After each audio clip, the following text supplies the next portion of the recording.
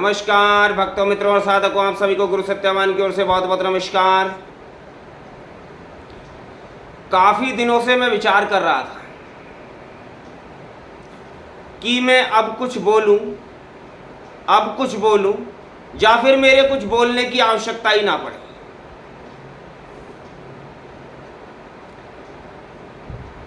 परंतु जब हृदय अंदर से रोने लगता है तो ना चाह करके भी बहुत कुछ बोलना पड़ता है।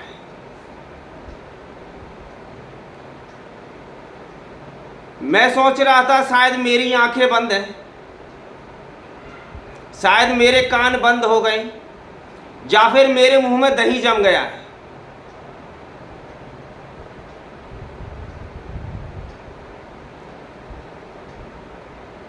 परंतु मैंने यह देखा कि इस वक्त सबकी आंखें बंद हो चुकी हैं, सबके कान बंद हो चुके हैं, बहरे हो गए, और सबकी जुबान जो है उस पर ताले लग गए, अंदर दही जम गया है। एक मैं बहुत महत्वपूर्ण विषय की ओर चर्चा करने जा रहा हूं। हमारे भारत के जो संत लोग हैं, संत महात्मा, जो कहते हैं हम फलाने अखाड़े से हैं, हम जूना अखाड़े से हैं, और जो कहते हैं कि हम फलाने शंकराचार्य हैं, वो हाथ में झंडा सा लेके घूमते। अच्छा, एक सबसे बड़ी बात ये है इसके अंदर कि जो लोग संत बनते हैं, सन्यासी बनते हैं, वो क्या करते हैं कि वो पहले ही अपना पिंड दान कर देते हैं। अर्थात मृत्यु के पश्चात जिस प्रकार से मनुष्य का पिंड दान किया जाता है, तो पिंड दान करने के पश्चात साधुओं का चोला धारण करते। लेकिन मैंने कोई चोला धारण नहीं किया, मैं तो गृहस्थी आदमी हूं, खुल करके कहता हूं।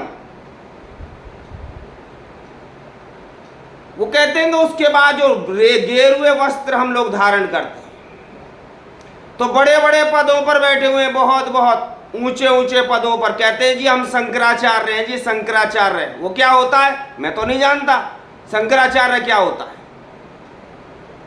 मैं सब जानता हूं, लेकिन शायद उनकी आत्मा खुद नहीं जानती कि वो शंकराचार्य है कि नहीं है।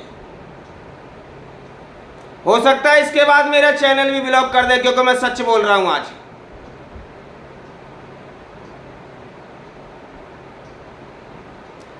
एक आदमी, एक भक्त, जिसने राधा रानी जी की बुराई कर दी थी, उसका नाम था मनोज कुछ ऐसे तिवारी करके। क्या नाम था उसका? अरे उसका नाम तिवारी करके था। वो शिव महापुराण की कथा किया करता था। उसने राधा रानी जी के विषय में कुछ गलत शब्द कह दिए थे, तो प्रेमानंद जी, हल्दी पोतने वाले महाराज जी, बट जबड़ी जटा 3 बजे चलते हैं, शाम को रात को 3 बजे उठ के चलते हैं, और उनके पीछे पब्लिक फूल फेंकती है, उनके पीछे पब्लिक फूल फेंकती है।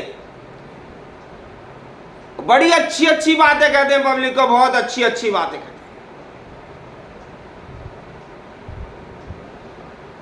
क्या ये अच्छी बातें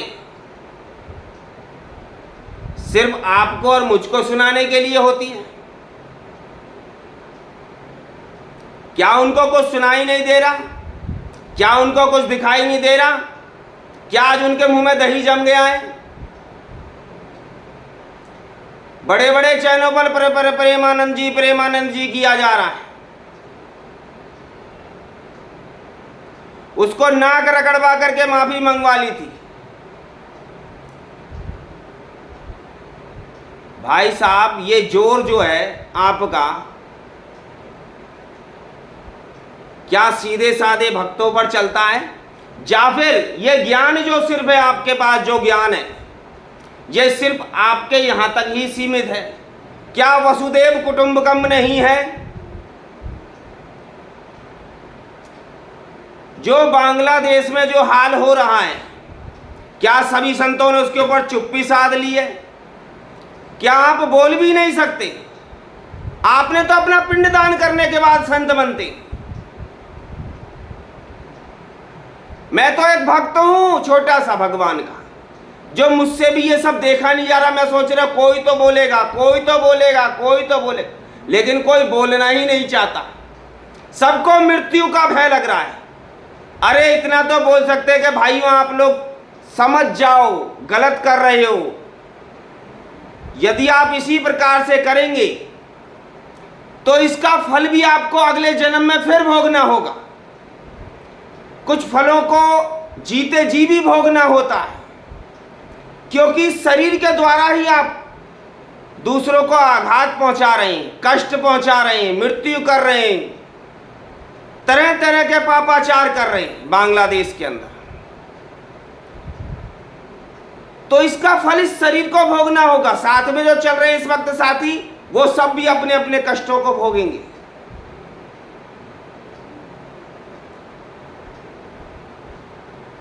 तो मेरा कहने का मतलब है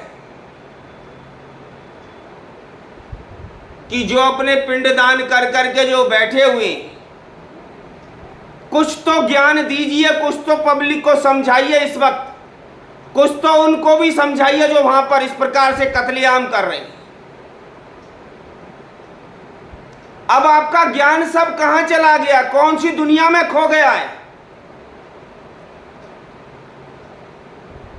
मैं आप लोगों के विरुद्ध नहीं हूं, परंतु मैं देख रहा हूं आपकी आंखें बंद हो गई हैं, आपके कान बंद हो गए, आपकी जुबान भी बंद हो गई है। जो जुबान बहुत ज्यादा चलती है, जो हर एक अच्छे और बुरे में फर्का देख लिया करती है, जो 3 बजे उठ करके परिक्रमा कर लिया करती है, जो माथे पर हल्दी पोत लिया करती है और पूरे दिन राधे राधे करती रहती है, लेकिन इस वक्त उस राधे राधे वाली जुबान से एक भी शब्द उन लोगों को समझाने के लिए बाहर नहीं आ रही। इस बात का मुझको दुख है। मैं किसी की निंदा नहीं कर रहा हूं, ना ही निंदा करने का मेरा कोई प्रयोजन है।